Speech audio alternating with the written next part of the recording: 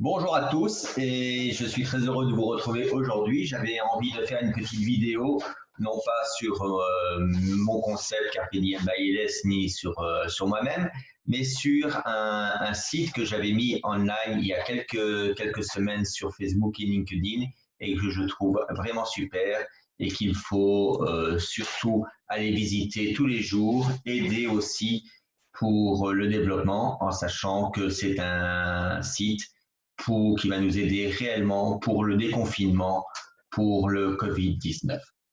Je lance mon partage d'écran et je reviens vers vous tout de suite. Voilà, donc il y a quelques semaines, je vous avais mis sur LinkedIn et Facebook, présenté le lien vers ncov2019.live. Vous allez me dire, mais qu'est-ce que c'est? En fait, c'est un portail qui a été créé il y a quelque temps, au mois de décembre 2019, par un jeune américain de 17 ans, Avi Schiffmann, qui a créé tout d'abord, tout au début du Covid-19 en Chine, ce portail qui met en fait en direct et qui référence la totalité de tous les cas de Covid-19 dans le monde entier, le nombre de cas confirmés, le nombre de cas critiques, le nombre de décès, mais aussi toutes les personnes qui ont été sauvées et qui ne sont plus Covid-19 actuellement. À l'époque, donc, au mois de décembre, la Chine était principalement touchée et nous ne nous inquiétons pas beaucoup de ce virus. Mais aujourd'hui, c'est la pandémie, le confinement dans presque le monde entier, le nombre de cas a explosé et les morts se comptent par milliers. Alors, revenons sur ce superbe site tracker ncov2019.live. Depuis décembre dernier, Avi Schiffmann, un jeune prodige en informatique de 17 ans seulement, habitant en Seattle, a créé et mis en ligne ce qui est devenu le plus gros tracker Covid au monde. En temps réel, il compile toutes les données provenant du monde entier afin de voir l'évolution du Covid-19 ville par ville, pays par pays. Vous pouvez retrouver toutes les informations sur ncov2019.live. Son site est gratuit. La seule chose qu'il demande éventuellement ou qu'il vous propose, c'est de pouvoir lui offrir un café car il a vu le travail réalisé tout seul. Cela doit prendre un temps incroyable pour pouvoir compiler toutes ces données. Vous pouvez sans aucun souci lui offrir, et moi je l'ai déjà fait aussi, lui offrir un café directement via son site ici et lui apporter votre support pour la continuité de ce site. Son site est gratuit, comme je vous le disais, et aucune publicité n'a été née online sur ce site. Malgré tout, son site, aujourd'hui le plus gros site tracker du Covid-19, est vu par des millions de personnes. Actuellement, on tourne à peu près à 250 millions de personnes par jour qui viennent voir son site et qui parcourent son site du monde entier. Ce qui fait de lui, vu l'engouement des personnes, un multimillionnaire en dollars déjà aujourd'hui, rien qu'en recevant une tasse de café pour le remerciement des personnes qui ont été voir son site. Je vais mettre une petite présentation de Avi Schiffmann qui a été réalisée il y a quelques semaines sur une chaîne aux États-Unis. Je vous reprends après et nous continuons à discuter sans aucun souci.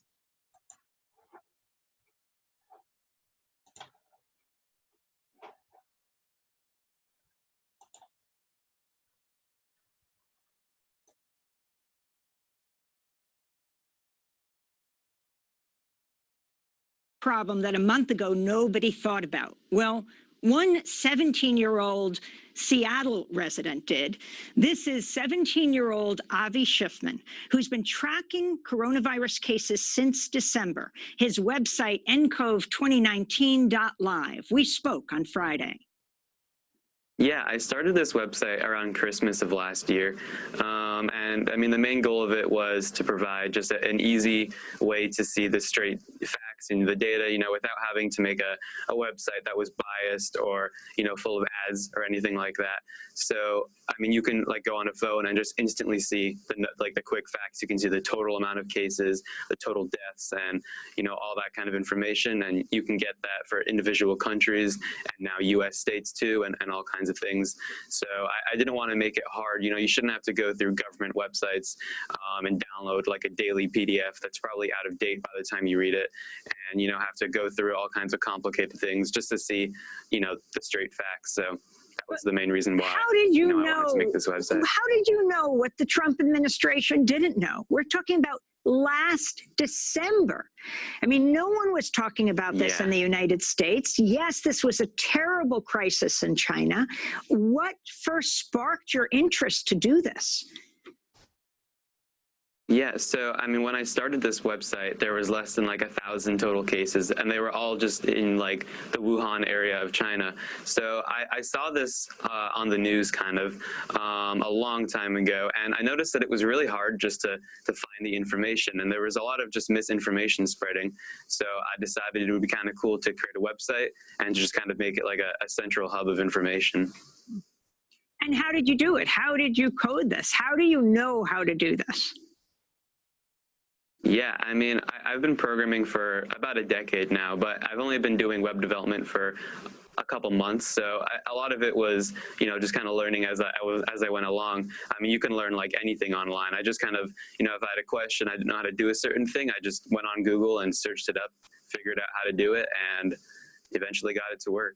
So talk about how this website works. I mean, we're using it every single day at Democracy Now! Because right before we go on the air, we want to give people the latest figures. How often are you updating this? How does this automatically update for each country in the world? Sure. So the entire website updates every minute or so, and the way it works is with something called web scraping. So I'm able to input websites such as, you know, let's say Korea. They have a local government health department kind of website that updates those information, those numbers all the time. So I'm able to web scrape those tables and stuff and get the latest information. And then there's also plenty of news sources as well. So there's plenty of reputable news sources. In Korea, there's one called Yonhap, I believe, that's pretty reputable.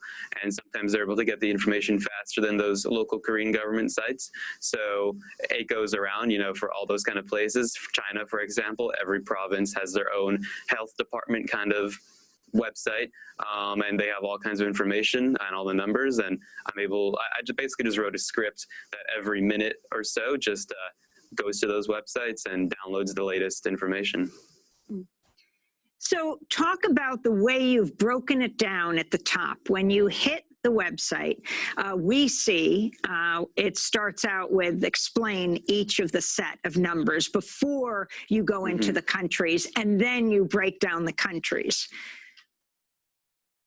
Yeah, so right now, as soon as you go to the website, especially on a mobile device, you just see the quick facts. You know, you see the totals of, you know, the deceased and infected and recovered, and then you're able to see individual tables that you can sort and search. So let's say I want to sort specifically Europe just by how many deceased there were, then I'm able to sort it that way, and I can see all that kind of information for individual countries. And I've been working to break it down. So for example, the United States, you can see in the individual states. You can see the same thing for Australia. And later tonight, I'll probably have something for other places too, like India, where you can see the individual kind of provinces, state, region areas. So you have the number of people affected overall in the globe, and then by country, and then by region. You have the number of people who have died, and you have the number of people who have recovered. Talk about how that came into being. Yeah, so that was kind of interesting. So that wasn't there for quite a while, and I started to get a lot of emails saying that the site was kind of overly negative, and I decided that it would be really cool if I could show how many people were recovering to give people a more positive outlook and maybe more hope. So I added that to the quick facts, and every single country you can see how many people have recovered, which I think gives people a lot of hope, because you can see in places like Korea, I think they reported more people that recovered today than people that had been infected, which is really big. And I'm also working on things like a vaccine tracker to continue making it more positive, because it shouldn't have to be, super negative and you only see, the amount of people that have died. What does a vaccine tracker mean, Avi? Yeah, so around the world, there's, plenty of governments and private health kind of companies that are working on antiviral medications, and there are vaccine trials going on. So right now there is no cure, but plenty of people are working on some kind of preventative measures. So I thought it would be kind of interesting for people to kind of track that, I guess, track their progress and how far they are into these clinical trials, what stage they're in, and all that kind of cool stuff. So talk about who is watching this. I mean, we're talking about, are you at 12 million now? Right now I'm at about 35 million. Oh my God. You're at 35 million users of your website. The past 24 hours, the past 24 hours has been about 6.5 million visitors. So it's a lot of pressure. I mean, this is astounding. How many people outside the United States, inside? Where are most of the people viewing your website from? So what's really interesting is that only about 60% of my traffic is from the United States, which means that I'm able to see it breaking down per country. And actually, I get a lot of visitors from places like Taiwan, and United Kingdom and France, and a lot of places in Europe and Asia visit my website too. So that's why I'm also working on translations, because if you're in Taiwan, you might like to see the website in Chinese more than English. So I'm working on things like that too. And what have you been able to learn about the transmission of the disease of COVID-19 as a result of your tracking? Yeah, so one thing that's been really interesting to see is that you can see countries like Iran and South Korea, they used to have, pretty similar kind of case counts, but you'd see that Iran would have, 5 times more deaths, which is just insane. So I think it's really interesting that you're able to see the kind of difference in fatality rates depending on the country's healthcare system, and how they're dealing with it, transparency-wise. Who taught you to code? I learned myself just watching YouTube videos and just reading online kind of articles and things. I mean, you can learn anything online. You can learn underwater basket weaving for all you want. I mean, there's just so much great resources out there, and I think that's what's really cool about the internet. I mean, I can just go on YouTube and I can find a 14-hour-long tutorial on how to code websites. There's anything out there. So you're 17 years old, you're a high school junior, school is now out. You code hours a day anyway, even with school. What are your plans now that Mercer Island High School, like the Seattle school system, or many of the schools within it have ended? Yeah, now that it's closed, I'm able to work on the website a lot more, and stay up, later without having to worry about going to school in the morning. So, and then it's also pretty helpful, just because for example, there's a student that's helping me with media things and going through my emails and stuff. So now that school's out, more people are able to help me, that I know personally. So yeah, it's been really cool. And finally, if you can talk about this is not just sort of an academic project.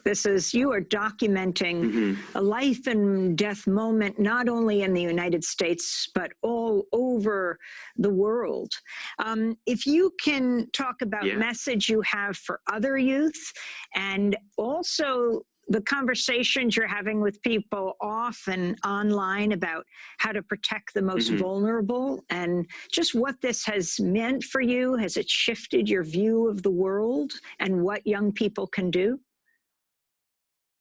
Yeah, so I think a really interesting thing about this is that we're at the point where we can use technology and all kinds of great online kind of things with big things like world events, for example, this global pandemic, you know, when Ebola came out, or, you know, SARS or something like that, there wasn't just like a website you could go to easily on a phone and just see these stats updated every minute. So I think it's really interesting how I can help combat misinformation and just provide the straight facts. And also that, you know, this is just so cool how you can combine technology and global health together to just make something really neat. And I hope it inspires a lot of people to, you know, maybe learn programming and make their own tracker in the future, because, you know, the more information that's easily accessible, the better. You know, you shouldn't have to read Korean government websites to just know how many people are infected in Korea. So. Yeah. Well, I finally want to ask you about another 17-year-old, the Swedish climate activist Greta Thunberg, known for her Fridays for Future school strikes. She just called for digital strikes during the coronavirus outbreak instead of the mass public events that happen in many communities. She tweeted, "We can't solve a crisis without treating it as a crisis, and we must unite behind experts and science." This, of course, goes for all crises. Now the experts urge us to avoid big public gatherings for a better chance to flatten the curve and slow the spreading of the coronavirus. We, the young people, are the least affected by this virus, but it's essential that we act in solidarity with the most vulnerable and that we act in the best interest of our common society. Had you heard about Greta Thunberg, and what are your final thoughts, Yeah, Avi? of course. Yeah, I mean, I agree. It's definitely a big thing that we're able to use all these resources. You know, as myself, you know, I'm just 17, but it's really cool that I'm able to provide, you know, for example, there's a wiki page on the site that has all kinds of information, you know, what to do if you're infected, or, you know, the symptoms and kind of things. And I think it's really cool that I'm able to put that information out there for the rest of the world and all kinds of adults, that way they can just, you know, easily access it. Well, Avi Schiffmann, I want to thank you for being with us. Avi is 17 years old, high school junior at Mercer Island High School, which has closed. It's right outside Seattle, Washington.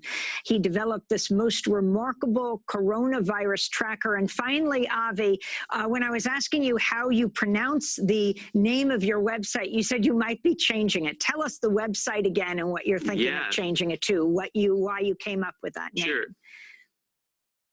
So right now the website domain is ncov2019.live, which is pretty hard to, you know, even say or remember. So I mean, that used to be the unofficial name of the virus, but now that it's changed, I'd like to rename the website. I bought a domain called germtracker.com. That way it's so much easier to remember, and that way I can also use it in the future for more global pandemics. I mean, because, you know, there's only going to be another big thing a couple of years from now, and, you know, I'll be the first one to make a tracker for it. So. Well, I want to thank you so much, Avi. Again, all the very, very best to you, to your family, to the community, and thank you for helping the entire community, not only in this country, but around the world. Avi Schiffmann, 17-year-old high school junior, speaking to us from Seattle, Washington.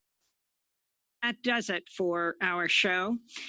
Democracy Now! Is produced by a remarkable group of people.